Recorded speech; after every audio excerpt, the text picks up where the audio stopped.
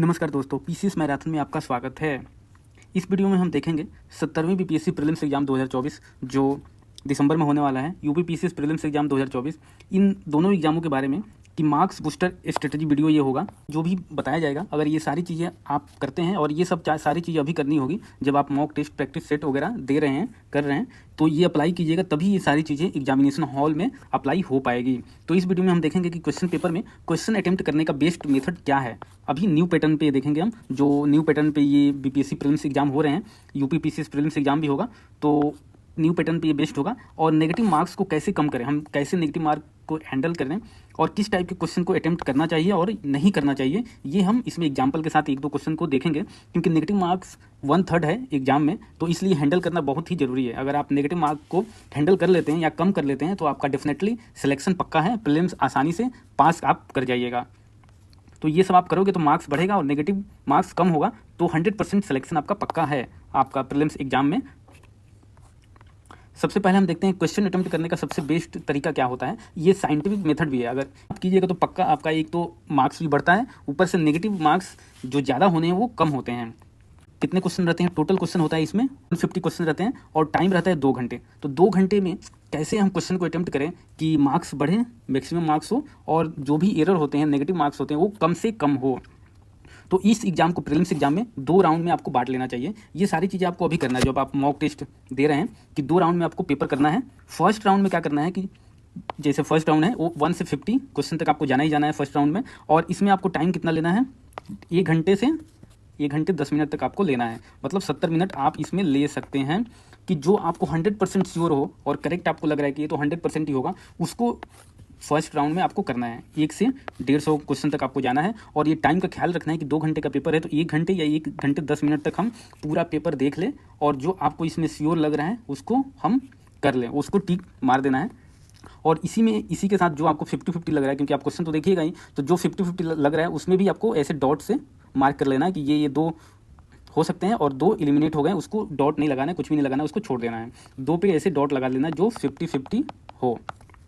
फिर क्या करना है कि जब आप पूरा क्वेश्चन कर लीजिए 1 राउंड, तो फिर OMR फिल कर लेना है। यहाँ पे OMR आपको भर लेना है। उसके बाद फिर आपको जो टाइम मिल रहा है सेकंड राउंड में, मान लीजिए 40 मिनट का टाइम है, इसमें क्या करना है कि 30 मिनट आपको सेकंड राउंड में लेना है, क्योंकि 10 मिनट जो बाद में बचेगा वो आप देखिएगा कि OMR पूरा अच्छे से फिल हुआ है ना, या कुछ अगर क्वेश्चन और आप रिस्क उठा सकते हैं तो उस 10 मिनट, लास्ट के 10 मिनट में आप कर सकते हैं।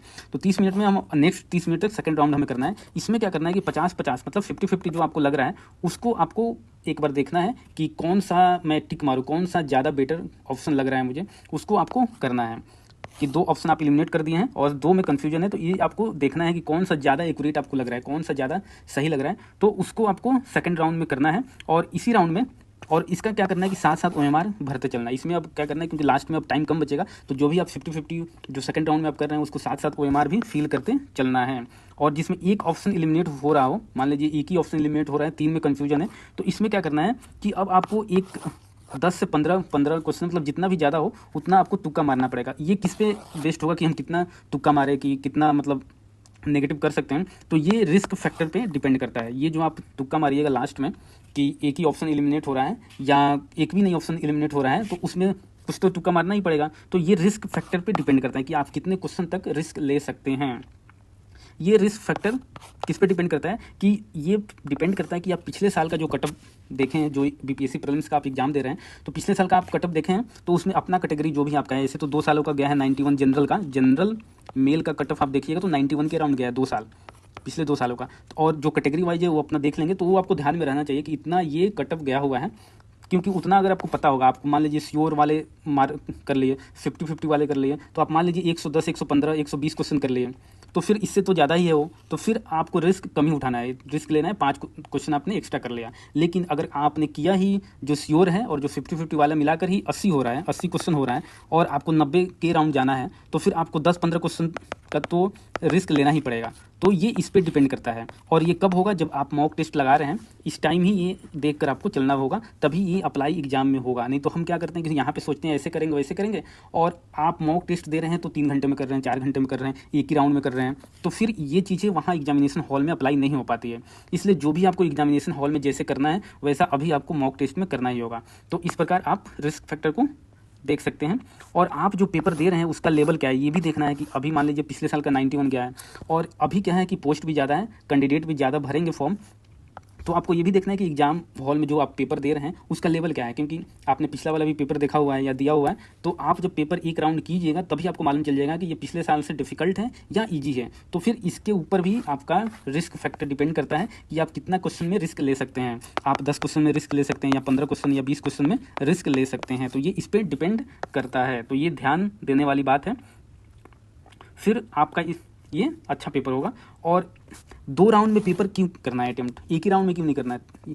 ये इसलिए नहीं करना है, ये इसलिए 2 राउंड में करना है कि इससे आपको बेनिफिट ही होगा। ये साइंटिफिक मेथड है और कोई भी इसका करता है 2 राउंड में तो बेनिफिट होना ही होना है। क्यों कि देखिए, जो आप क्वेश्चन करते हैं, मान लीजिए 1 से 50 में 1 राउंड फर्स्ट राउंड में आपने किया है, तो क्या होता है कि कभी कभी एग्जाम हॉल में स्ट्रेस के चलते या दिमाग पे जोर नहीं पड़ता है तो वो क्वेश्चन का आंसर याद नहीं आता है कि इसका ये होगा, आपने पढ़ा हुआ है लेकिन याद नहीं आता है। लेकिन क्या करते हैं आप 1 से 150 क्वेश्चन जाते टाइम आपको पिछला वाला जो क्वेश्चन आप देख रहे हैं एग्जाम में वो भी चलता रहता है दिमाग में, फिर अचानक से क्लिक हो जाता है कि अरे इसका तो मैंने पढ़ा हुआ है, इसका ये पक्का ऑप्शन होगा। तो आप फिर जब सेकंड राउंड में कीजिएगा तो वो क्वेश्चन अच्छे से कर पाइएगा, नेगेटिव नहीं होगा। और दूसरा होता है कि क्या है कि आप जब क्वेश्चन अटेम्प्ट कर रहे हैं, आगे बढ़ रहे हैं, तो उसी से रिलेटेड कुछ क्वेश्चन मिल जाते हैं आपको, तो वो पिछला वाला क्वेश्चन सही हो जाता है, या उससे रिलेटेड कुछ क्लू मिल जाता है कि इसी टॉपिक से कोई क्वेश्चन आ गया, फिर आपको क्लू मिल जाएगा, अरे ये है, इसका आंसर ये होगा, तो पिछले वाले का तो ये होना चाहिए।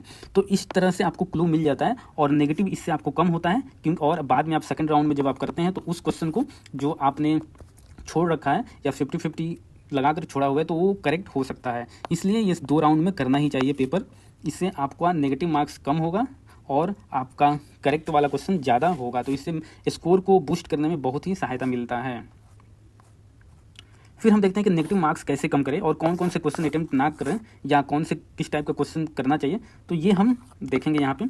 एक तो ये है कि नेगेटिव मार्क्स को कैसे कम करना है। तो जब भी आप मॉक टेस्ट दें तो ये रिवीजन का फैक्टर बहुत इंपॉर्टेंट होता है कि क्या होता है हम लोग पढ़ते बहुत है, रिवीजन कम करते हैं, तो उस पढ़ा हुआ ही टॉपिक से आ जाएगा, फिर आप कंफ्यूज हो जाइएगा ऑप्शन देख के। इसलिए रिवीजन बहुत ही ज़रूरी है और अभी से करना है आपको रिवीजन, हर वीक में जो भी आपने पढ़ रहे हैं हर वीक में करना है, मंथ में भी लास्ट 2 दिन करना है। अगर आप कोई प्रैक्टिस सेट दे रहे हैं, कोई प्रैक्टिस सेट लगा रहे हैं, उसमें उस टॉपिक से क्वेश्चन आए और नहीं हो रहा है तो उस टॉपिक को दोबारा आपको देखना है। मतलब रिवीजन बहुत ही ज़रूरी है, तभी आपका नेगेटिव मार्क्स कम होगा।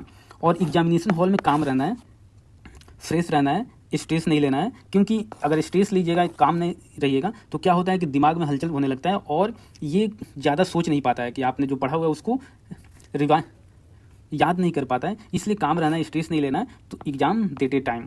और एलिमिनेशन मेथड आपको लगाना है, आप जब भी प्रैक्टिस सेट दें तो उसी मेथड से करें, वैसे ही करें जैसे आपको एग्जामिनेशन हॉल में करना है। तो एलिमिनेशन मेथड लगाना है, स्मार्ट गेस करना है कि क्या हो सकता है। अगर 2 50-50 हो रहा है तो 50-50 वाले में भी ऐसे गेस करना है कि जो ज़्यादा प्रोबेबल लगे, वो उसके लिए भी आपको स्मार्टनेस दिखानी पड़ेगी। और कौन से क्वेश्चन अटेम्प्ट नहीं करना चाहिए ये भी आपको पता होना चाहिए कि ये क्वेश्चन तो डेफिनेटली मुझे नहीं करना है, इस टाइप के क्वेश्चन ये पता होना चाहिए। और कितने क्वेश्चन पे आप रिस्क उठा सकते हैं कि जो आपने श्योर किया हुआ है, जो आपने 50-50 किया हुआ है, उन सबको आपको पता होना चाहिए, कटअप पता होना चाहिए, तभी आप रिस्क ले सकते हैं। और वो भी कि कितना क्वेश्चन पे रिस्क लेना है ये भी आपको पता होना चाहिए, तो इससे नेगेटिव मार्क्स कम होगा। अब हम देखते हैं कि कौन से क्वेश्चन अटेम्प्ट नहीं करना चाहिए। यहाँ पे हम देखते हैं कि जो बिल्कुल भी पता ना हो, अगर आप 4 ऑप्शन देख रहे हैं उसमें से एक भी पता नहीं है तो फिर वो तो छोड़ देना ही बेहतर रहता है। और दूसरा है कि एक ऑप्शन एलिमिनेट हो रहा है और 3 ऑप्शन अभी भी बाकी है, तो उस पर भी आपको रिस्क फैक्टर को देखना पड़ेगा। अभी मैंने जो रिस्क फैक्टर किस पे डिपेंड करता है वो मैंने बताया, तो उस पर आपको देखना पड़ेगा, क्योंकि उससे बाहर आपको नहीं जाना है। अगर आप रिस्क ले रहे हैं कि 30-40 क्वेश्चन पे रिस्क ले रहे हैं और सारे गलती हो रहे हैं, फिर तो दिक्कत है। आपको 10-15 क्वेश्चन पे आप रिस्क ले सकते हैं, उससे ज़्यादा नहीं। तो ये सब आपको पता होना चाहिए। और अभी हम एग्जाम्पल देखेंगे कौन से क्वेश्चन आपको छोड़ देने हैं। ये जैसे क्वेश्चन है, ये BPSC 69 में आया हुआ है प्रीलिम्स में। तो इसमें क्या दिया हुआ है कि कंसीडर द फॉलोइंग स्टेटमेंट। ये दिया हुआ है कि taeniasis is an intestinal infection cause by 3 species of tapeworm, Taenia solium, Taenia saginata, Taenia asiatica, ये दिया हुआ है। और दूसरा है cyst develop in the brain, the condition is referred to as neurocysticercosis. ये मतलब आपने सुना ही नहीं है इस टाइप का क्वेश्चन। अब ये करंट का दिया हुआ है, ये करंट में चल रहा है था उस समय, तो ये दिया हुआ है। तो इस टाइप का अगर आपने सुना ही नहीं तो इसको तो आपको छोड़ देना है, बिल्कुल भी इसको करना नहीं है आपको। तो ये ध्यान रहना चाहिए आपको कि कौन सा छोड़ना है, कौन सा क्वेश्चन अटेम्प्ट करना है।